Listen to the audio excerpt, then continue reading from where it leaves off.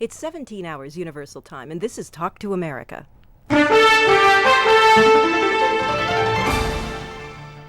you ever think about the chemicals you're exposed to in a given day? Most of us who don't work in factories rarely give it a second thought.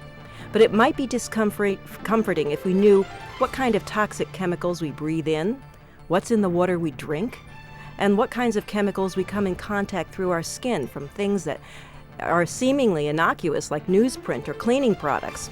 I'm Carol Pearson. Today we'll discuss our environment. Is it more toxic than it was before? What kinds of dangers do exposure to low levels of toxins present? And what can we do to minimize our exposure? That's what we'll discuss next on Talk to America.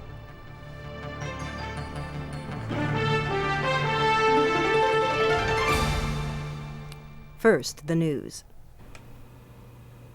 I'm Rebecca Ward, VOA News.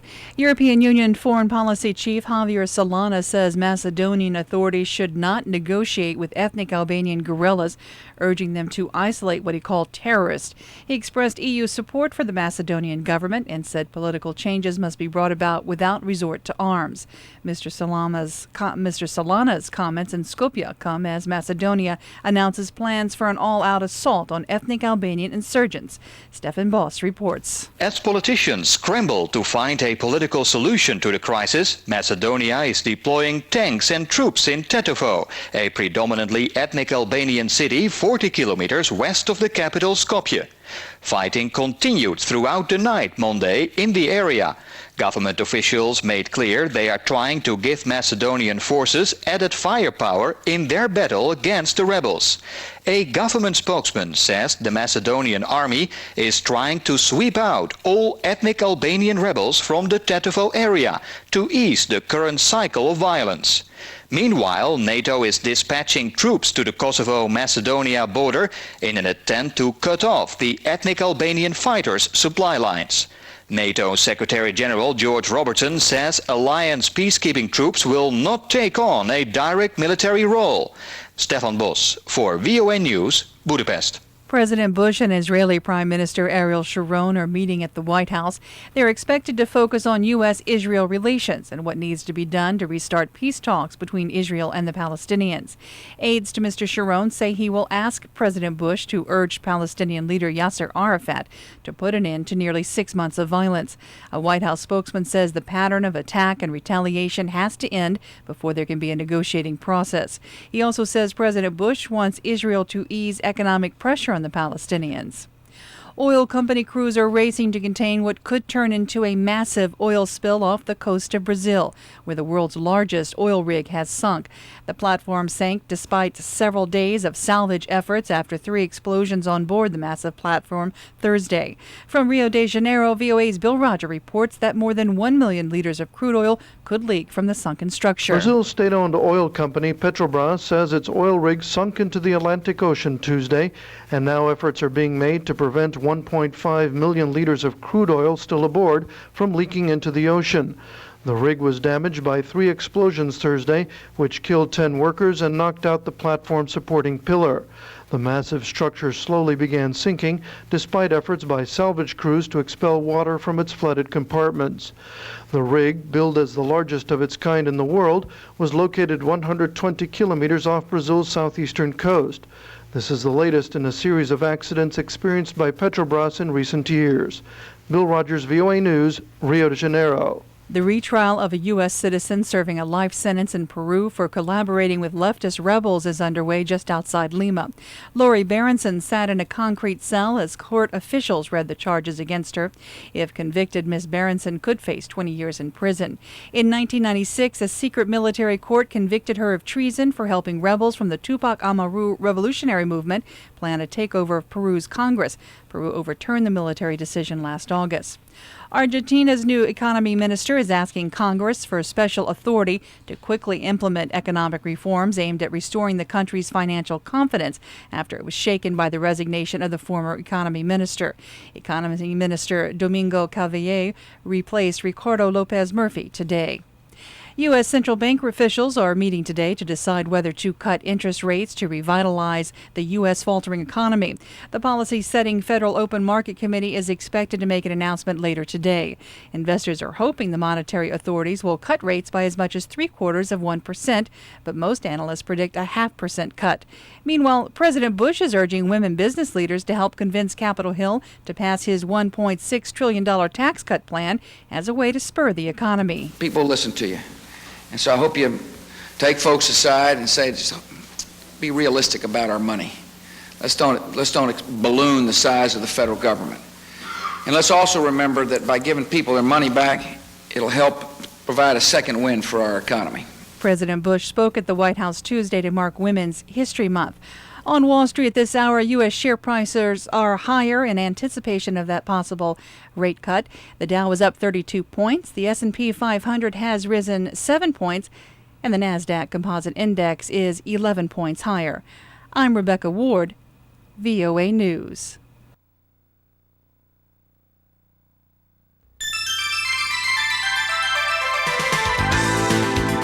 Live from Washington, this is Talk to America with Carol Pearson.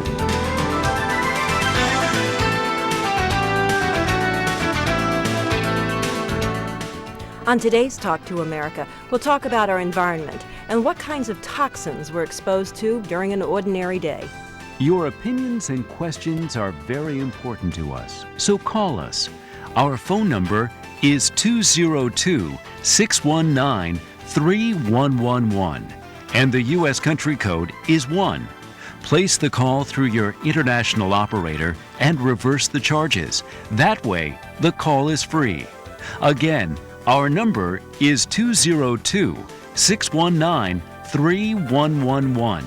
If you would rather email your question, our address is talk@voa.gov.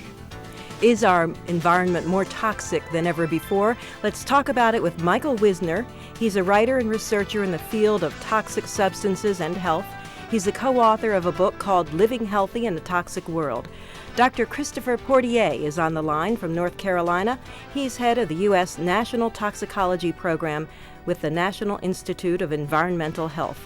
And Michael, let's start with you. You've been writing and researching this area for quite some time. Have you come to the conclusion that we're living in a more toxic environment than we used to live in? Well, I know we're living in a more chemical environment. Since 1965, we've invented 3 million new chemical compounds, and I think we add a few thousand to that list every week. Now, not all those chemicals are in general use. And we have had a history of seeing mistakes where we thought a chemical was safe that was used for many years and later found out it had a health effect. For instance, DDT, the pesticide.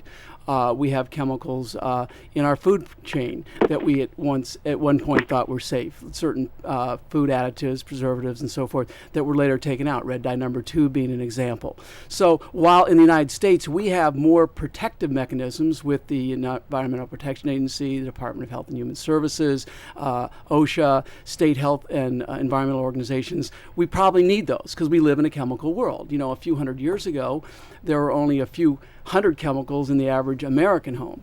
Today it's in the thousands, and we don't know how those chemicals in a combined effect necessarily cause health effects. We're starting to learn some of those things. And if we didn't have better living through the use of chemicals, there probably wouldn't be a national toxicology program, would there?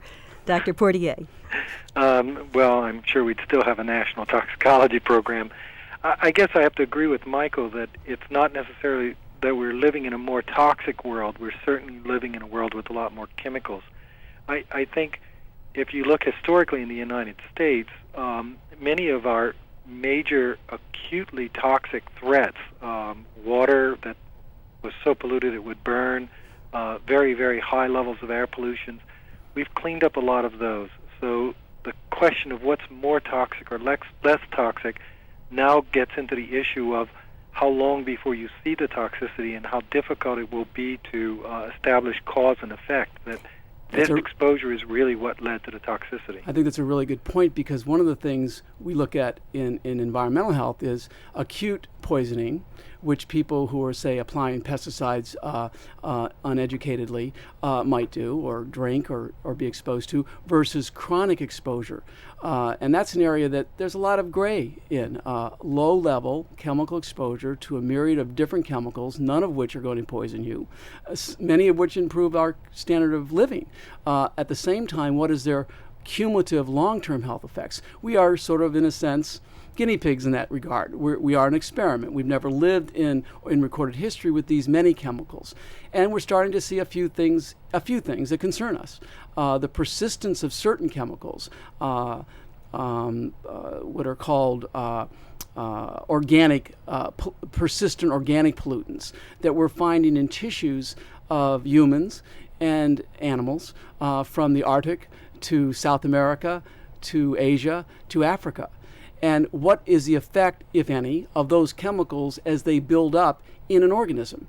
Many of those chemicals that were manufactured years ago, like PCBs or DDT, the pesticide, have been taken out of use largely in the U.S. We do have a practice, I know there's been a lot of controversy about it, where when we ban a certain controlled substance in the United States because we found it to be harmful to human health or environment, they are largely allowed to be exported to third world countries.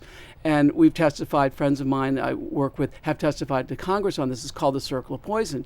So if you ban chloridane in this country, which is a termite killing chemical, in '86, we saw the exports of chloridane to Africa, South America, increase 400% after its ban or cessation of use in the United States.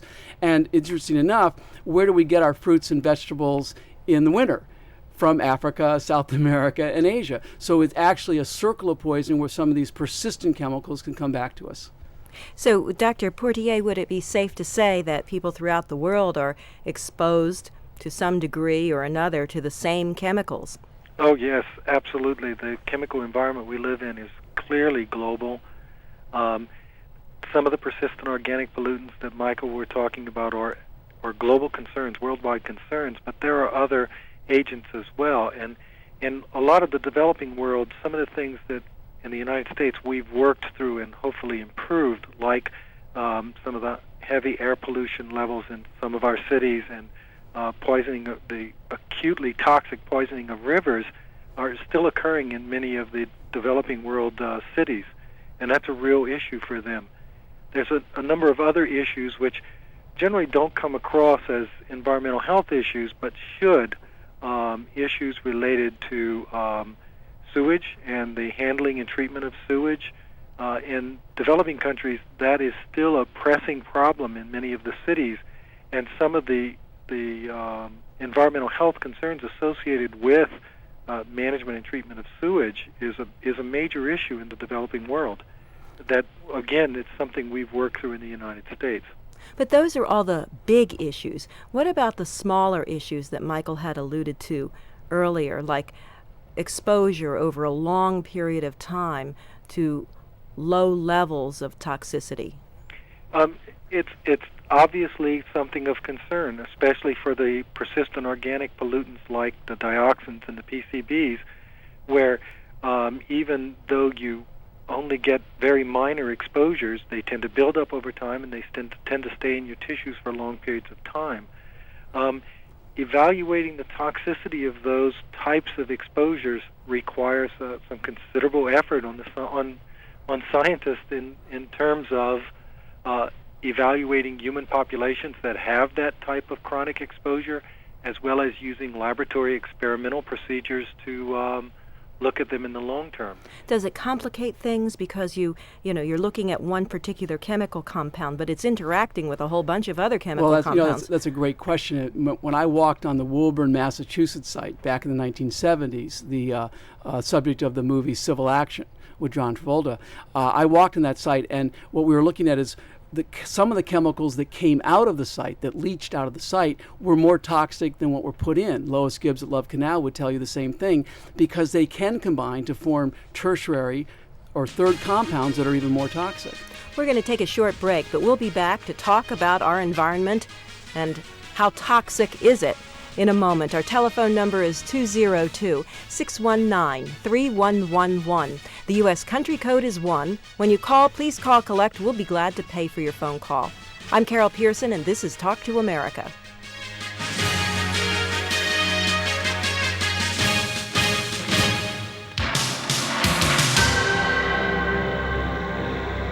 The Committee to Protect Journalists reports that last year, 24 journalists died in the performance of their duties, and at least 16 of those were murdered. The report named Russia, Colombia, and Sierra Leone as the most dangerous countries for journalists. Wednesday, on Talk to America, Frank Smythe of the Committee to Protect Journalists joins us in a discussion on enemies of the press. You're invited to share your opinions and comments. And if you live in an area where you can't place collect phone calls but do have access to the internet, send us an email with your name, the name of the Talk to America program you wish to participate in, and your complete telephone number, including city and country code, and we'll call you. Don't forget to join us Wednesday at 17 hours Universal Time for Talk to America.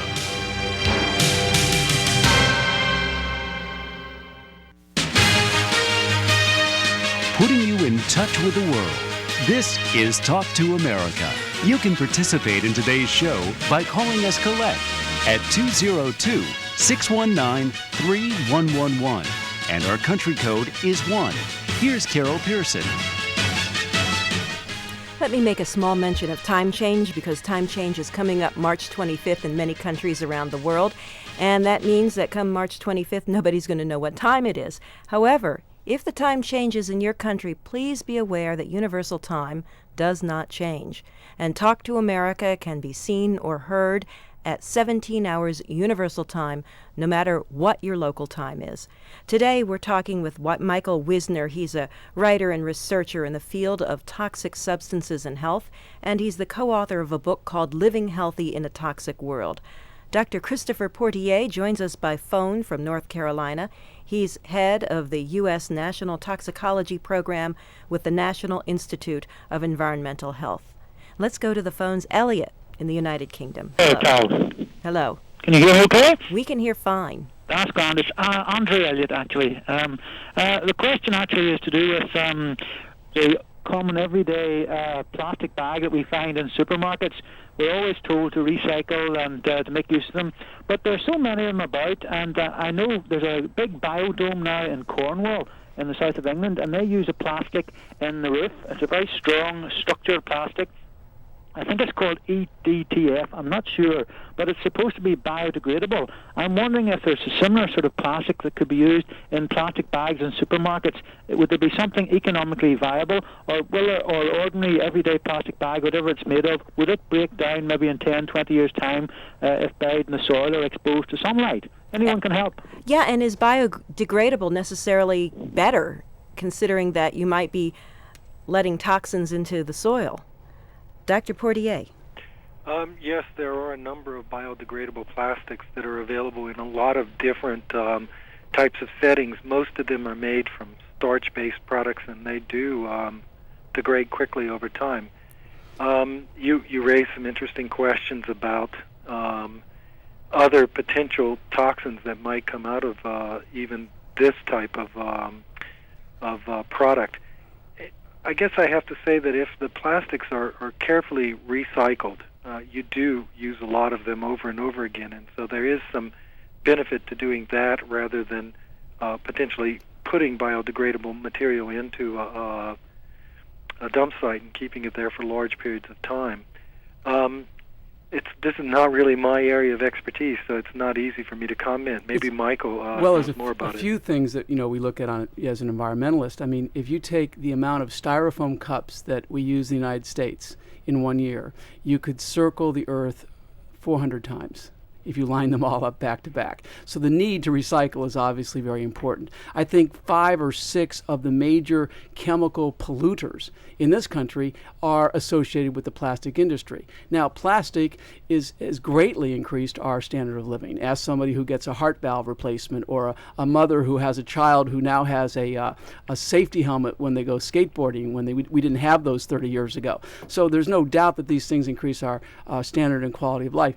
One of the studies that EPA did on human fat tissue, a random sampling of human fat tissues throughout the United States. It's called the EPA human adipose, word for fat, found something like 100 or so different toxic chemicals that have stored in our fat tissue, one of them being styrene, which is a plastic. So I think that Christopher's correct.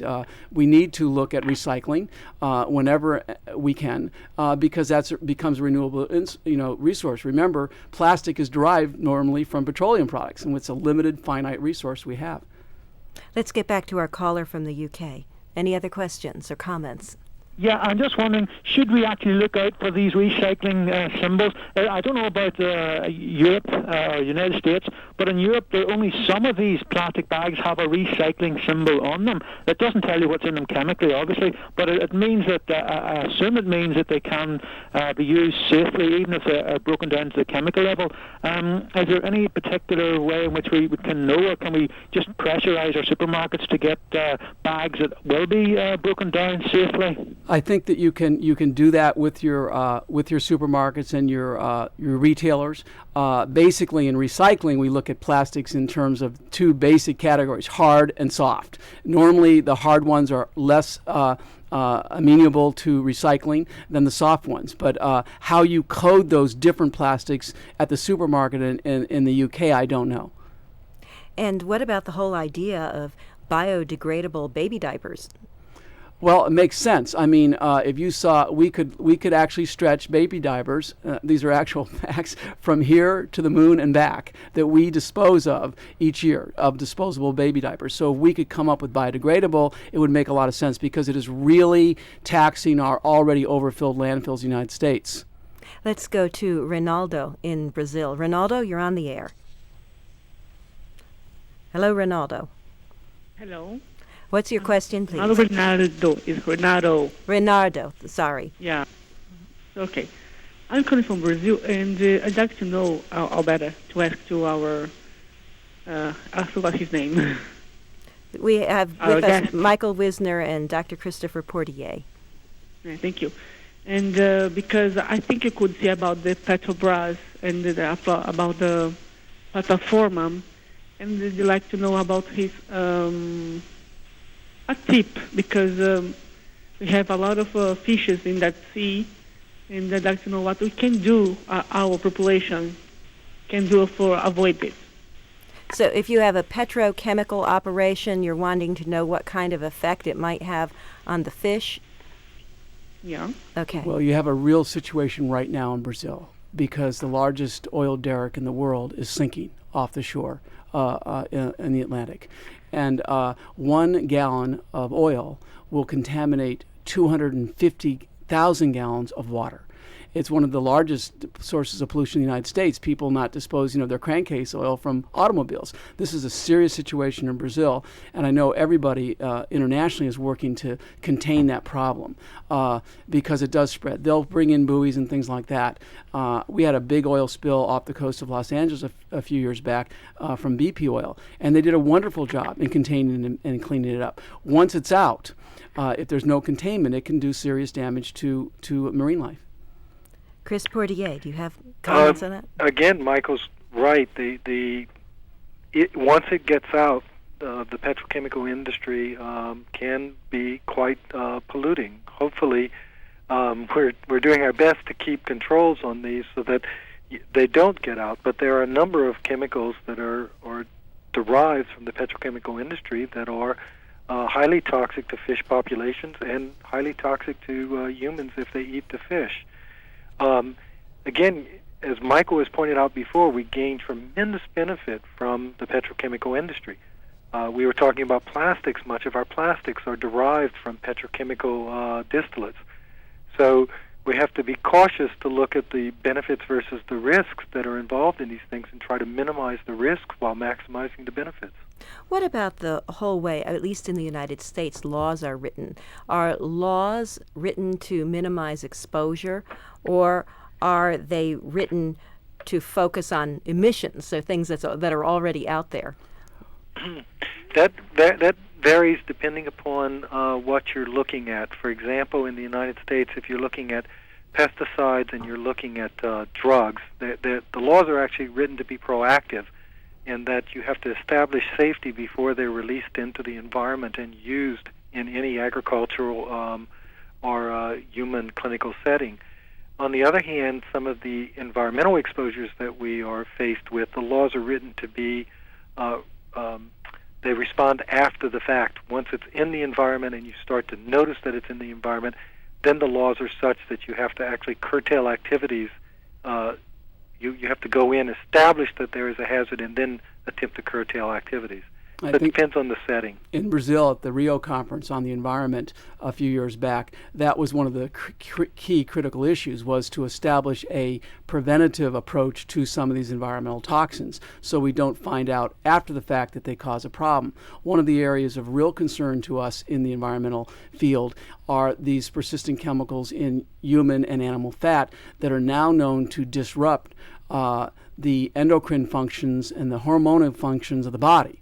And what we're seeing, some preliminary studies, and Christopher's probably familiar with them, but that have shown that the amount of accumulated poisons in the fat tissue, like DDT and the dioxins and the PCBs, are correlated to the amount of breast cancer. I know a NCI study was done, National Cancer Institute study was shown with women who had breast tumors. And they took fat samples from these women before they diagnosed the tumors. And in the women who had malignant tumors, they had something like 50 times higher the levels of chemicals like PCBs and DDTs and certain plastic compounds, in fact, that are associated with the disruption of hormones. Now, that could be really important in a third world country, in Africa or Asia, where they don't have our laws and protections, and they're using pesticides that have some of these compounds in it without protection.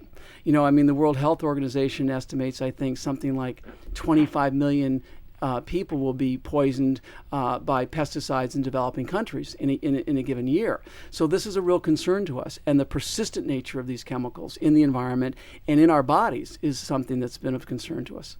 Chris Portier, do you envision a time when scientists will know what kind of effect these, or especially what kind of long-term effect, potentially toxic chemicals will have on human beings before the chemicals are used? Boy, that would be great. Yes, I do envision some movement in that direction. That certainly it's a large effort in our research program and a number of other research programs. I want to correct something that Michael said first, or at least clarify it. For the PCBs, dioxins, I'm really not aware of any data that links it to breast cancer. Clearly, it's associated. These particular persistent organic pollutants are associated with other cancers and other diseases, but I don't know of a direct linkage that's well established for breast cancer. There's a lot of research efforts in looking at things that allow us to predict the potential toxicity of some of these chemicals before they get into the environment. First of all, there's animal testing, which everyone is committed to trying to reduce and heading towards things like just testing in cell cultures, looking at computer models and using the computer models to predict things based upon structure and some idea of activity, and then using some of the newer technologies like the mRNA chips that are available now for looking at gene expression, and trying to fingerprint chemicals to see what particular cellular pathways they're going to affect, and then based upon that make some prediction about what the potential for long-term toxicity is. Now, part of the problem with looking at all of these things is they're intimately tied to diet, they're intimately tied to your genetic background and potential variation in genes amongst individuals. They're tied to your particular life stage, whether you're an infant or an adult. And so it's sometimes very tricky and difficult to make these predictions, but certainly we're trying. We're going to be back with Michael Wisner and Dr. Chris Portier in a moment. We're going to take a short break for the news. Our telephone number is 202-619-3111. The U.S. country code is 1. When you call, please call collect, and this is an excellent opportunity to find out about your own particular environment and how it might be affecting you. Tomorrow we're going to talk about protecting journalists from enemies of a free press. I'm Carol Pearson. I'm inviting you to stay with us because we'll be back with more of Talk to America.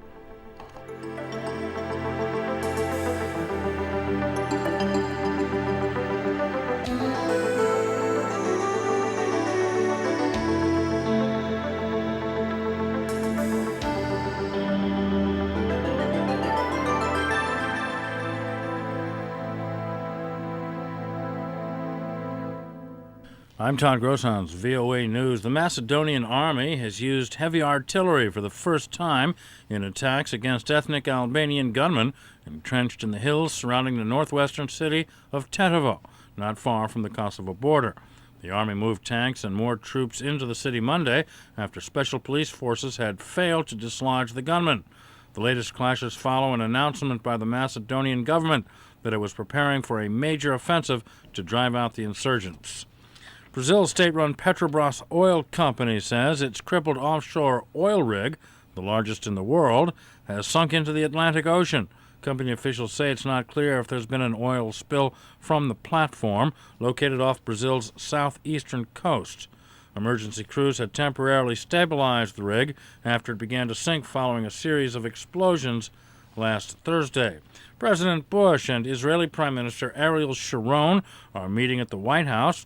They're expected to focus on U.S.-Israel relations and what needs to be done to restart peace talks between Israel and the Palestinians. Aides to Mr. Sharon say the Israeli leader will ask President Bush to urge Palestinian leader Yasser Arafat to put an end to violence that has gone on for nearly 6 months. Argentina's new economy minister is asking Congress for special authority to quickly implement economic reforms aimed at restoring the country's financial confidence, shaken by the resignation of the former economy minister after only 2 weeks at his post. Economy Minister Domingo Cavallo replaced Ricardo Lopez Murphy today. Mr. Murphy resigned after the economic austerity measures he proposed failed to gain support. And the retrial of a U.S. citizen serving a life sentence in Peru for collaborating with leftist rebels is underway just outside Lima. Lori Berenson sat in a concrete cell as court officials read the charges against her. I'm Todd Grosshans, VOA News.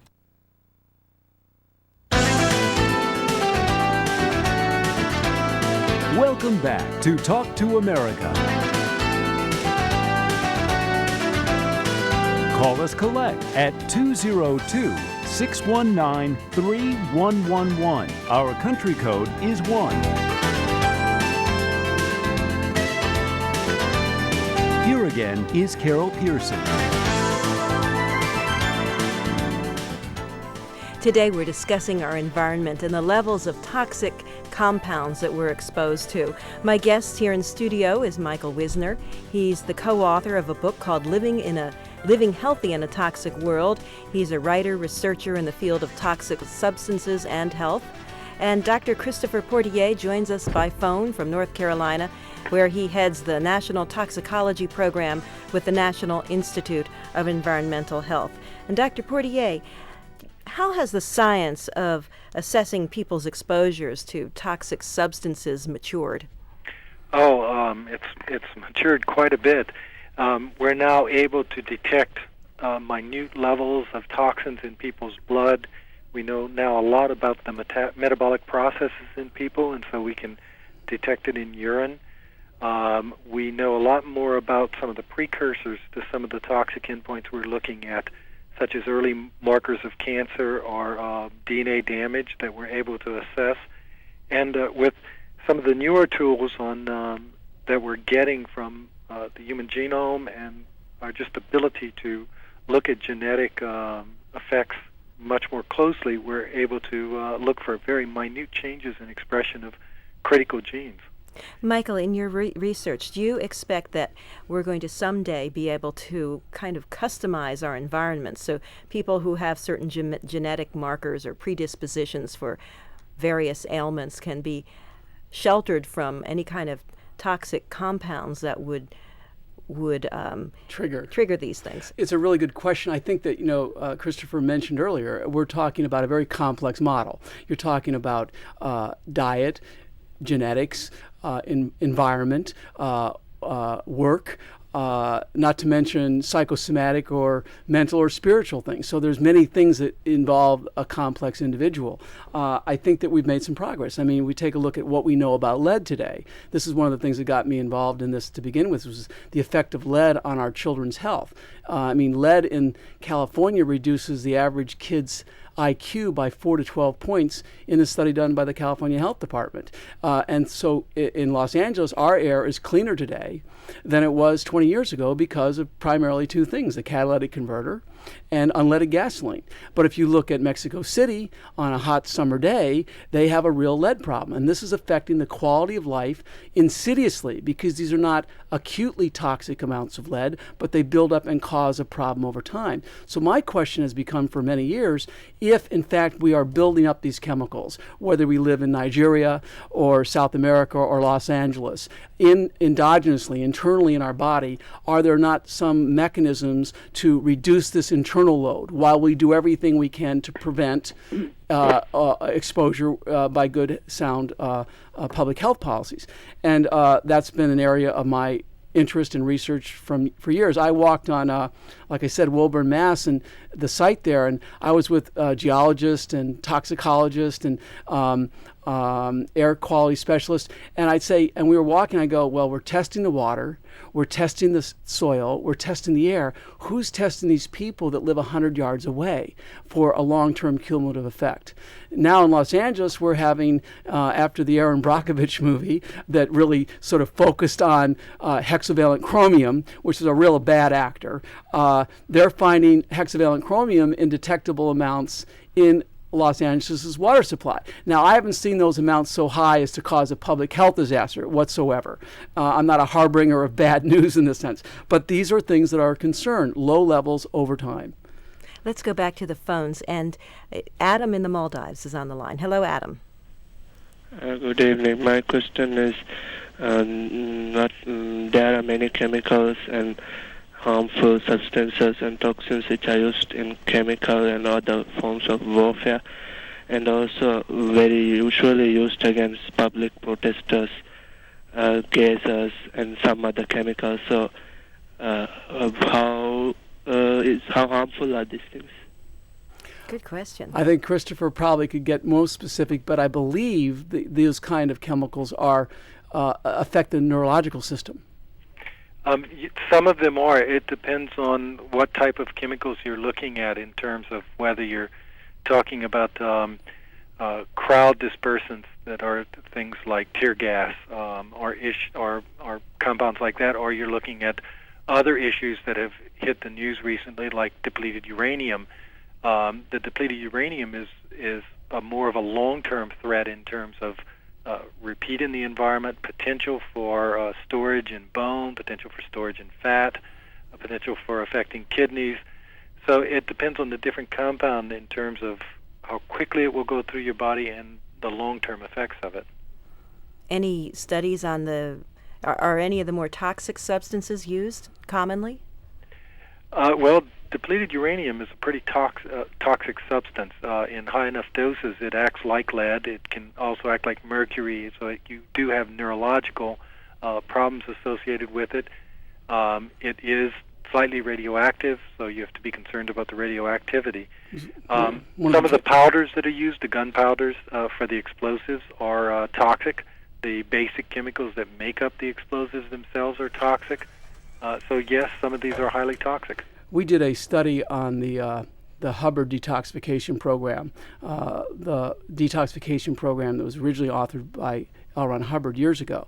And a scientific research foundation that I've been a member of for years has researched it periodically, scientifically over time. One of the cases that we looked at was cesium-138 on Chernobyl children, where we actually looked at their levels of cesium-138 before and after detoxification, which is like a sweat-out program, a physical therapy kind of sweat-out program. And in fact, the levels went down, but we saw a myriad of different symptoms. As a toxicologist, Christopher could probably give you the ABCs of those, but these kids had some serious skin disorders. They had definite immunotoxicity going on. Their immune systems were compromised. And we saw after the program they greatly improved.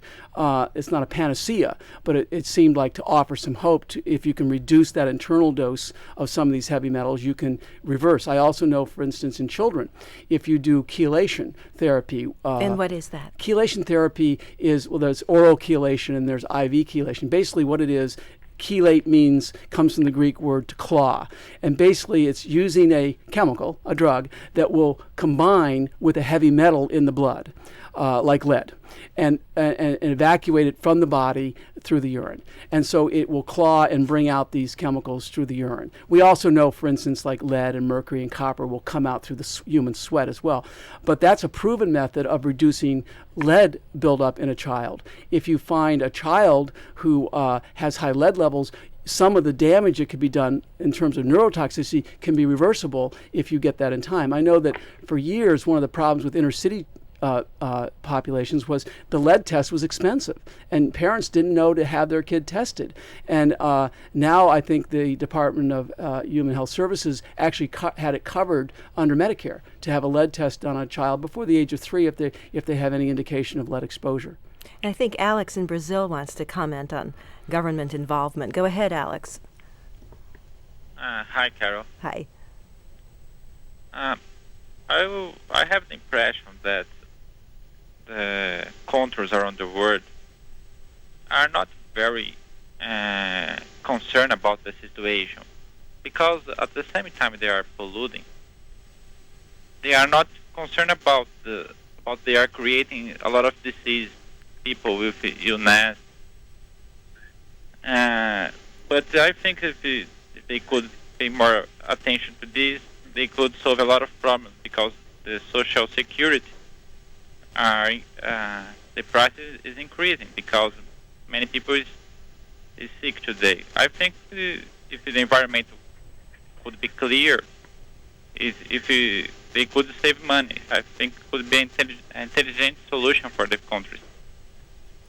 That's been a problem, getting every country around the world to kind of go in line with it and control the kind of toxic substances that are released into the air while still maintaining a good economy. Well, it's funny. USC, University of Southern California, did a study on that, on LA air. In Los Angeles, we have never complied with the federal standards of the Clean Air Act, not 1 year. Okay, and USC did a study and said if Los Angeles was to comply, just meet the standards for clean air that have been set, we would save something on the order of 1,600 premature deaths, $10 billion in lost work time and medical expenses. That pays for a lot of freeways, a lot of mass transit. That pays for a lot of things. So I believe that environmental solutions can be economical. I was in Brazil, where our caller just came from, looking at the rainforest years ago with Dr. Lovejoy from the Smithsonian and Tom Cruise and some people from Hollywood, and we saw like a football field a second being burned down there for economic development. But the soils were so poor they couldn't sustain agriculture for 2 years after. So that wasn't an economically sound solution.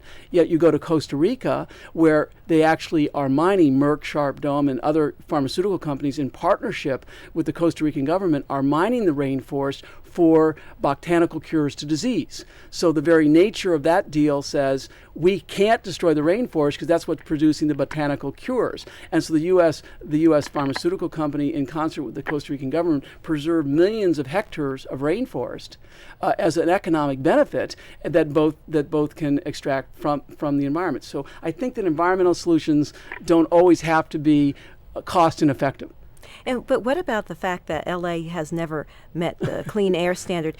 Are these standards, Chris Portier, are they unrealistic? Not really. I think Michael's right that our long-term view is sometimes clouded by our short-term view. I don't think the clean air standards for Los Angeles are, in fact, unreasonable. I believe it's not the U.S. EPA they're not matching. I think it's Cal EPA. That's correct. It's a slight technical difference, but I think, yes, it would be much better if we took a longer-term view. I think there are problems associated with short-term views, not only by countries, but by companies, and even by some of the environmental communities. So everybody plays their share of just worrying about the short term with no thought about the long-term consequences. I have a question to Dr. Portier, because it's his area of expertise. One of the things that we've tangentially studied when we researched this Hubbard detoxification program was the storage of drug metabolites in the system.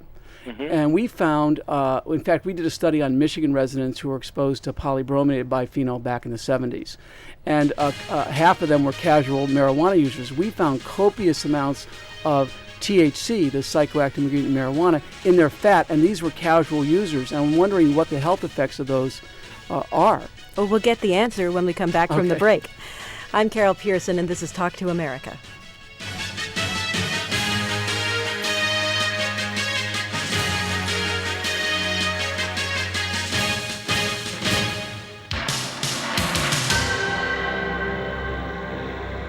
The Committee to Protect Journalists reports that last year, 24 journalists died in the performance of their duties, and at least 16 of those were murdered. The report named Russia, Colombia, and Sierra Leone as the most dangerous countries for journalists. Wednesday, on Talk to America, Frank Smythe of the Committee to Protect Journalists joins us in a discussion on enemies of the press. You're invited to share your opinions and comments. And if you live in an area where you can't place collect phone calls but do have access to the internet, send us an email with your name, the name of the Talk to America program you wish to participate in, and your complete telephone number, including city and country code, and we'll call you. Don't forget to join us Wednesday at 17 hours Universal Time for Talk to America.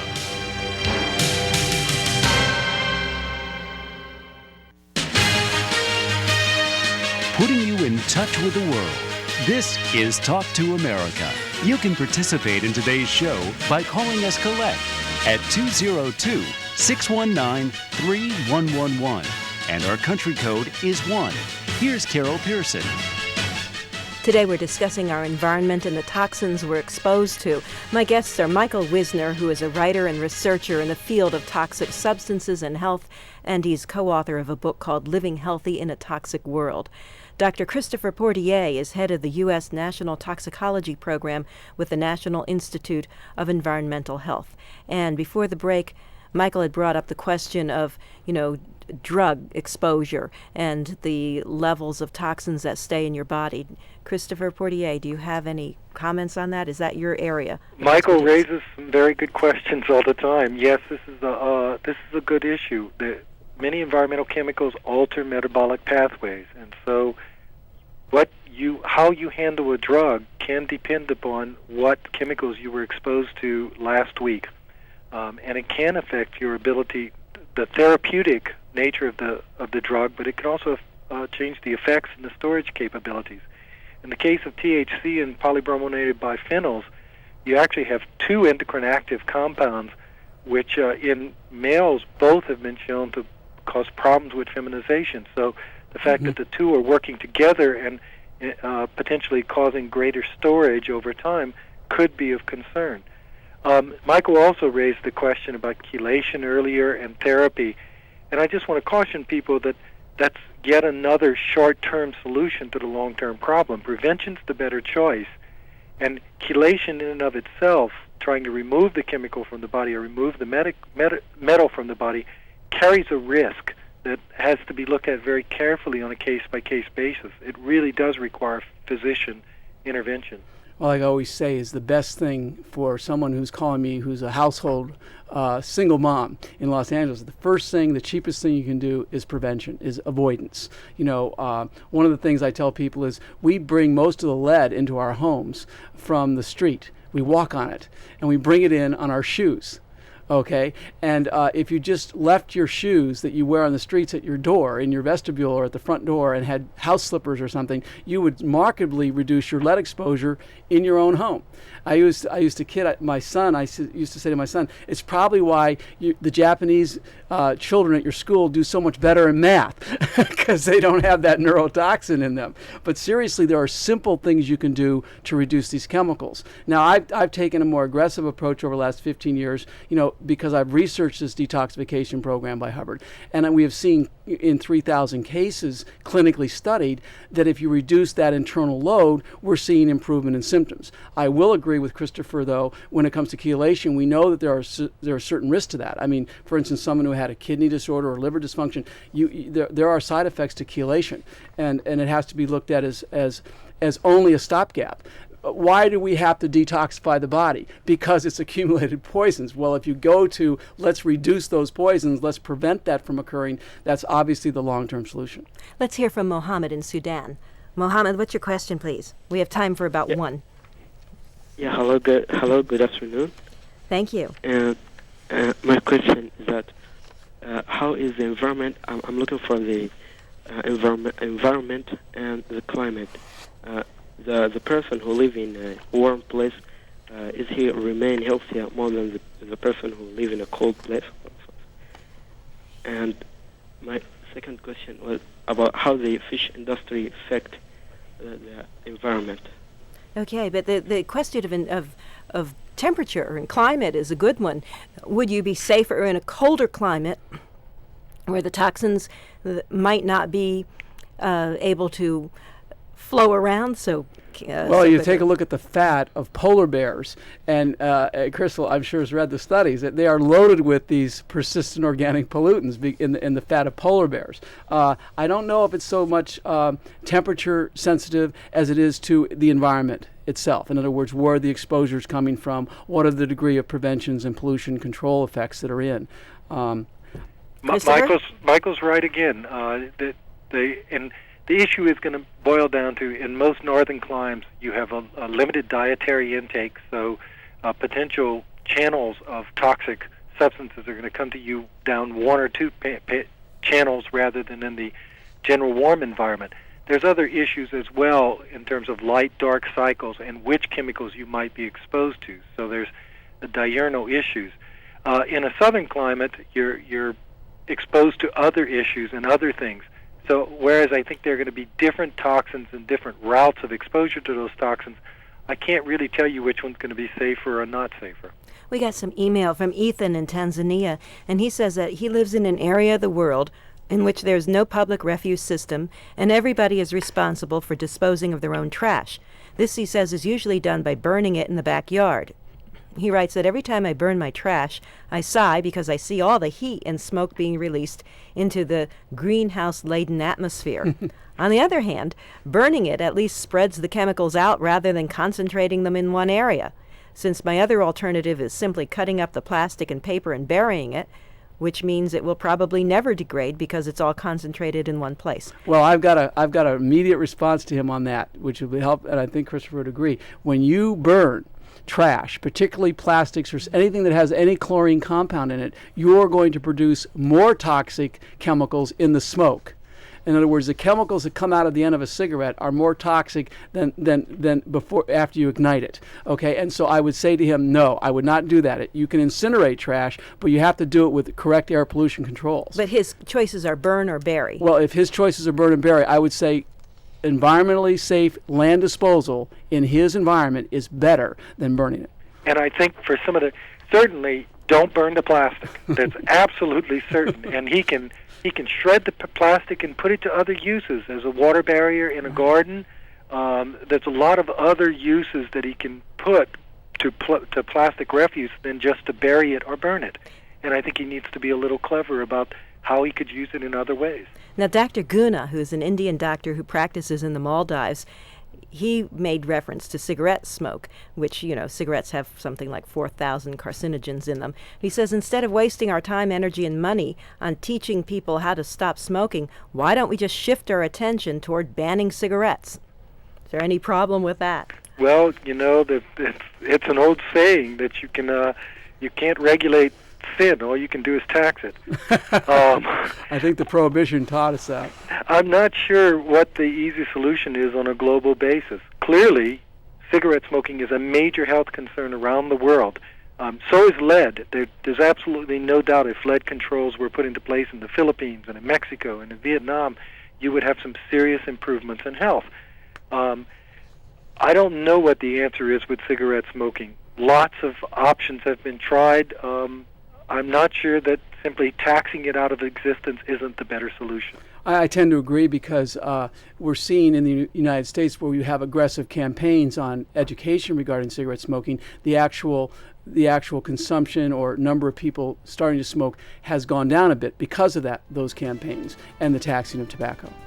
I'd like to thank both of you for joining us. Michael Wisner is co-author of Living Healthy in a Toxic World. He's an environmentalist and has been involved in the field of research for quite some time. And Dr. Christopher Portier is head of the U.S. National Toxicology Program with the National Institute of Environmental Health. I'd like to thank both of you for joining us. Michael, you get your information from Clear Body, Clear Mind? Yes, this is a book that I think that has a lot of information regarding the benefits potentially of detoxification, which I mentioned. So I wanted the listeners to be able to get a chance to see it. It's on Amazon.com. Okay, thanks for joining us today. And tomorrow we're going to discuss protecting journalists from enemies of the free press. I'm Carol Pearson, and I'm inviting you to join me again tomorrow at 17 hours Universal Time for Talk to America.